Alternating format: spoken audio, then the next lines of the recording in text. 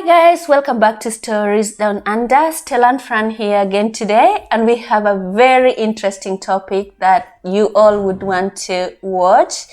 And the topic is about money saving tips. A lot of people have been asking, how do I save? Where do I start? How do I start? I earn nothing. I get literally nothing. I'm left with nothing at the end of the day. So we came up with very simple tips of saving money. These tips are for everyone, whether you're in a corporate, whether you're just in business or you're just starting, they can work for you. We are trying to practice them. They have worked for some of us, and we know definitely they'll work for you. And let's start with the first tip that we have. Excellent. Thank you so much for that introduction, Fran. Absolutely. It's very easy to think that, I earn nothing. How am I supposed to save? But one of the books that I read called The Richest Man in Babylon talks about that your income will always, your expenses will always rise to match your income. So I'll give you an example. Think of about a time that you earned less. Let's say there's a time you earned 50,000 annually. Then maybe 2 years later, you started earning 60,000 a year. So did you have 10,000 in your account in terms of savings? Absolutely not. And the reason is that our expenses will always rise to match our income. That's why the first tip today that we want to tell you about is to be very, very vigilant of your expenses. Learn your money habits. Learn how much you spend on each and every item and how to go about this. It can be a bit of a pain at the beginning because you need to track your income and your expenses. So if you track your income and expenses, and this could just be only for at least 3 months, spend some time with your bank statement, see how much you spend on car expenses, on food, on clothing, and this will make you understand your money habits, and you'll be able to see where can I be able to save some money. Maybe I don't need this much clothes every month, and we're not about a scarcity mentality here at Stories Down Under. We're not going to tell you don't drink coffee every day so that you can be a millionaire, because that does not work.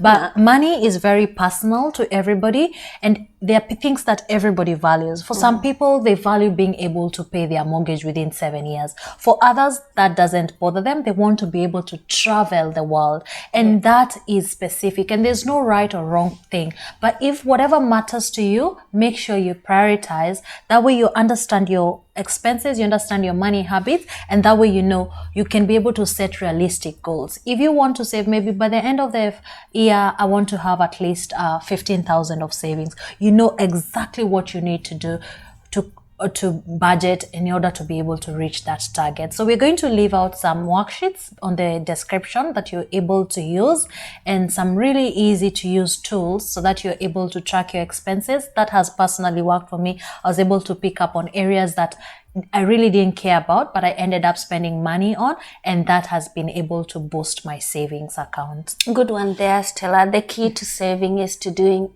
it simple. You don't have to complicate it. Just make it simple and relevant. Absolutely. The other one is start.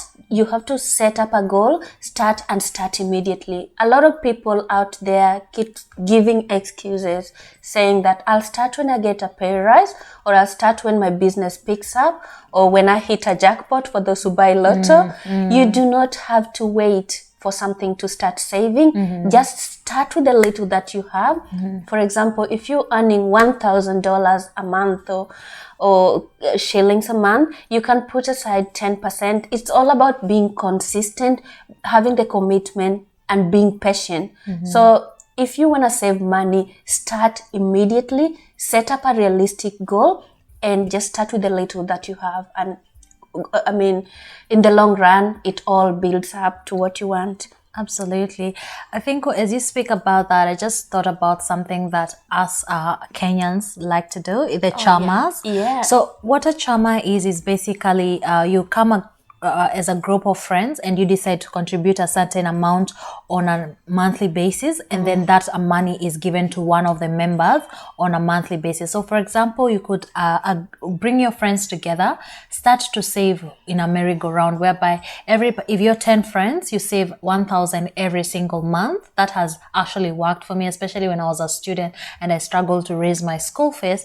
I was in a chama whereby we contributed 1,000. We were 10 members. So each and every month, depending on where you are online, from number 1 to 10, each and every month, one person gets the 10,000. And that you're not going to take that 10,000 and just start to blow it up. You're going to think of, what do you want to do? Do you want to buy an asset with a positive rate of return, or you're going to, buy something that you've been really looking forward to, or even use it as a savings for your mortgage, that can really, really help. So find clever ways that are within even the community to be able to discipline yourself and to make some savings. Yeah, absolutely, Stella. A lot of Africans here have managed to save for house deposits using the chama method, the merry-go-round method. Yeah, and a lot of people, as long as you get those who are reliable, those who you can trust, it worked so well. The other one is to manage your debt. Another simple way of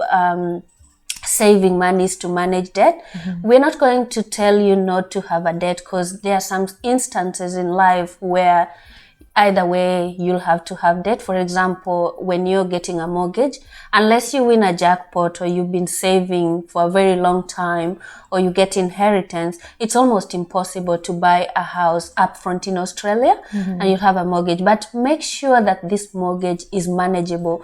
Don't try to impress people by taking up a mortgage that you can hardly service, because with the current increase in interest all the time, you'll find that if you take something that you can't handle, you'll really struggle and you end up losing it. Yeah, of course. And also in that, think of other areas. I see a lot of people taking credit cards when they don't really need it, just because they need to buy things that they want. Just make sure that when you take a credit card, don't get me wrong, I'm not against credit card. I'm just for the fact that if you have to take this credit card, make sure that you take it for a good reason, for something that you can't buy upfront, for something that you really need. And also avoid things like personal loans, things like afterpay, because in the long run, the interest that you pay for these services is just right up there. Ridiculous, and you'll hardly ever save anything. So if you have a debt, even if maybe you borrow money from your friend, start repaying these debts. List all your debts down in a piece of paper. It doesn't have to be in a spreadsheet. List it down and start knocking them off from the smallest to the largest. That way it gives you that motivation that, let me repay this, let me repay this. And even on the mortgage, instead of just paying the minimum repayment, try to put in a little bit extra. And that is a saving on its own, because most mortgage packages have the offset facility, and also some loans are flexible in a way that in case you need this money, you can always draw it down. So think of managing your debt, listing down, prioritizing, and knocking off what you can in the best way possible. Very, very well said. As you say that, I remembered something that also is within those lines, is a lot of people also end up in a lot of debt because of playing the status game. Oh, yes. So, for example, what I mean by the status game is buying things that you don't really care for just because you want to be seen to be of a high level, to be of a you're not cheap, For example, you want to go get the latest iPhone after it's been released, just so that, when people see you the new iPhone, they're like, oh, damn, she's really doing well in life. You're getting, you're financing cars that you can hardly afford. If you're getting a home loan, you don't want to find one that you can easily pay off within a shorter amount of period instead of 30 years, or one that you can actually afford comfortably. But you're going over and above and then getting really stressed out with the repayment. So remember that to create real wealth, you actually have to not play the status game. the game that we want to actually advocate for is creating real wealth. And what we mean by real wealth, as Fran was talking about, is having an emergency fund, that helps you sleep better at night, being able to buy assets that have a positive rate of return. That way, it will help you to retire early and comfortably. You're able to find ways to get passive income through buying, having a portfolio, things that your friends will never get to know about, and that's why a whole book, The Millionaire Next Door, talks about people who are millionaires, but you would never tell by the clothes they buy. You're not gonna find them with designer bags, with Louis Vuitton, but these people have real wealth because they are able to provide not only for their children, they are able to even help with their grandchildren and leave a legacy for their family. So don't play the status game. Remember what matters to you and what you want. If your dream is to travel around the world, so by all means, save up and do that. But if your dream is to be able to retire comfortably, to retire maybe by the age of 50 instead of waiting until you're 70, being able to retire comfortably and to live, money, being able to wake up one day and say, well, I'm going to Paris without having to chuck a annual leave form, that's my dream, dream too. Take me with you when you're going. Exactly. Being able to actually be in charge of myself and my own time and spending my time whenever and wherever I want to be. So remember, wealth plus status are two different things. Absolutely. Good one there. In addition to what Stella has said, on emergency fund, the rule of thumb is that save at least 3 months of your income and ideally 6 months of your income if you have a mortgage. In that way, if anything happens, you still have that buffer and you're still not under pressure of having your house repossessed by the bank. Yeah, absolutely. And that's absolutely critical because a lot of people, if they lost their job today, they cannot even support their living expenses for a month. Of course. I think even just aiming to be able to support your living expenses, having at least 1 month of your monthly pay salary is actually a really good place to start, and then you can build that, as you said, ideally to have 3 months to 6 months. So 100% agree with that. Absolutely. Thanks, Stella. The next tip that we have is expanding your income. I know that a lot of us are thinking of, when am I ever going to get a pay rise? Well, we do get pay rises sometimes, but it's just not enough in many instances. So instead of waiting for that or changing jobs, you can also think of having an extra income. Think of a hobby. For example, if you like driving, you can do Uber driving on weekends. If you love cooking, you can cook and deliver to people. If you love knitting and sewing and things like that, or makeup, you can do that on the weekend. And with the internet and social media, there are also a lot of gigs out there that you can do. For example, digital marketing, freelancing, and even YouTube, as we're doing, so that you can earn a little bit of extra income that can go to expenses or whatever area of expenditure you want it to go to. Yeah, absolutely.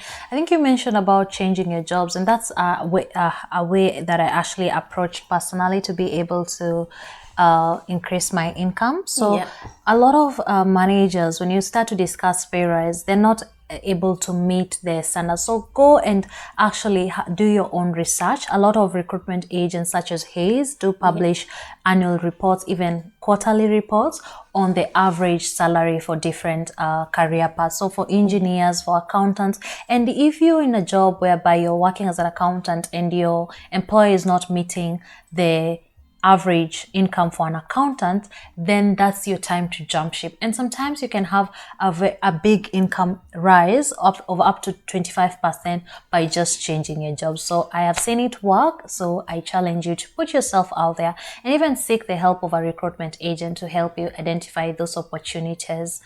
So lastly but not least is, of course, the golden rule whereby health is wealth. So we always want to live on a positive note. Remember, guys, to always prioritize your health, because if you don't prioritize your health, I know I'm thinking wealth, money, I know. but it's not always about that. Prioritize your health.